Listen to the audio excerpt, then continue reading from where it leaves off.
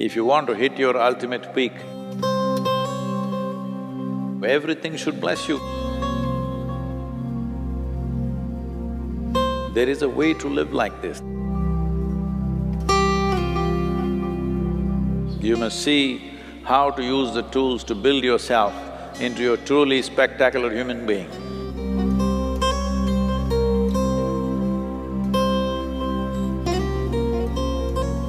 So, these 7 months in many ways was structured to break the familiar and step into the unfamiliar willingly. Well, some of you very willingly, some of you little pushing and some of you hard pushing, but you've done wonderful. So it's been wonderful to have you here. A whole lot of people are saying sadhana-pada people are really wonderful, that's nice.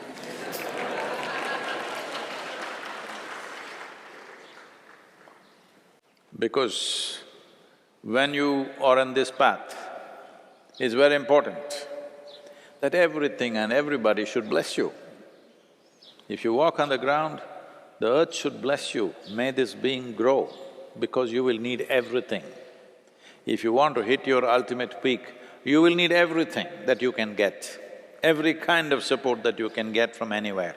So it's very important that everybody should bless you, everything should bless you. If you go and sit under a tree, the tree should bless you. There is a way to live like this, that is what sadhana is. That's what sadhana is about. To become so much in tune, whether it's an animal or a bird or a tree or a blade of grass, it all feels close to you from their end, not from your end. And they kind of do the best they can do for you. Some people will say, this is all rubbish, there is no science like this. They think science happen in laboratory. Science is happening in creation. You noticed a few things, that's all. Nobody has noticed everything. You just noticed a few things and you call that science. But it's happening, the phenomena of life is happening, not in the lab, in the world, in the cosmos.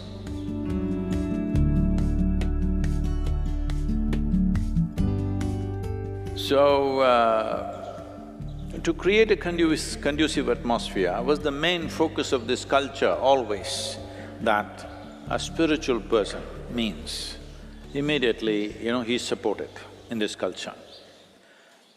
Like you have seen some of the panels in the Janalinga, you've seen those panels of the sages and siddhars of Tamil Nadu. One of them is representing this. If somebody has any symbol of being spiritual, then even if it threatens your life, you don't defend yourself to that extent. Even if people didn't have food to eat for themselves or their children, if they saw a person on the spiritual path, they first offered to him because they felt he's putting his life to better use than ourselves. That kind of atmosphere we need to create in the culture. It is not that today we have to go, we have to depend on people for food, we have other ways of doing things. I was at the economic forum, so everybody is busy meeting to meeting, we're all running from meeting to meeting, it's like 5 days of madness. But everywhere there are a few coffee counters and like snack kind of breakfast counters which is all kept there, people can go pick it up and eat anytime because there's no time to go for lunch, dinner, anything, we're just on throughout the day. I see… I'm not making a statement on… a racist statement on anybody, but I was just observing. Most people just come like this, all suited-booted people, they come like this and they pick up what they want, they don't like it, they just leave it there, put it in the bin, walk away. Indian people, little standing back and slowly going.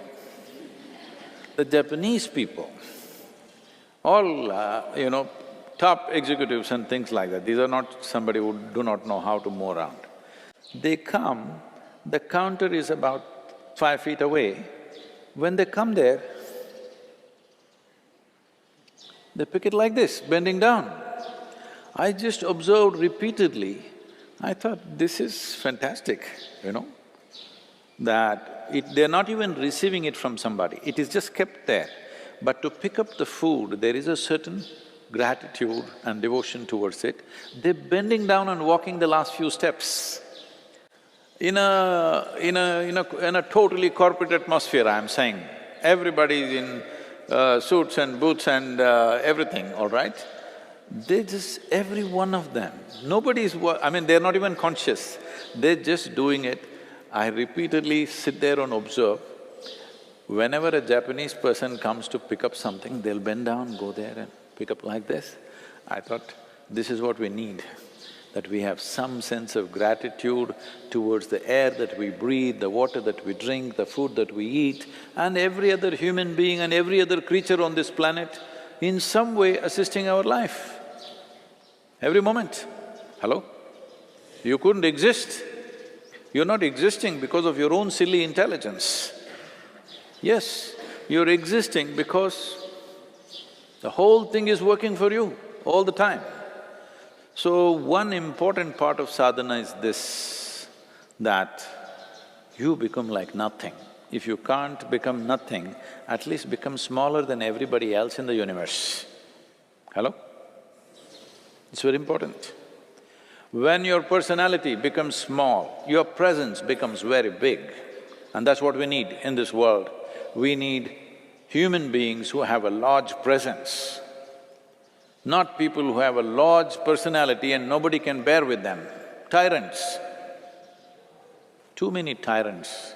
If I say a tyrant, you think of a Benito Mussolini or Adolf Hitler. No, no, no. Tyrants are everywhere.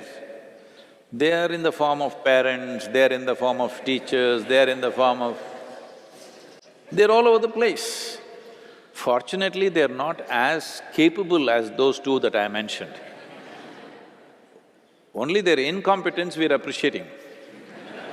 But they are tyrants. So, one important thing for growth is this, do not understand growth as like this. Growth is to become like thin air, that your presence is strong, but your personality is like nothing. Do you fit into anything? This is very important. The flexibility, at least the body we've made it a little flexible. The last few months, have they bent you, broken you a little bit? Some bones, I think, we have to break still. It's not just physical flexibility, it's as a life you're flexible. If you want to do something in this world, you must be able to fit into any situation and transform that. If you don't fit in, you cannot transform. That's what it is. So, now that 7 months are over and time to go home or whatever, I hope you still have a home.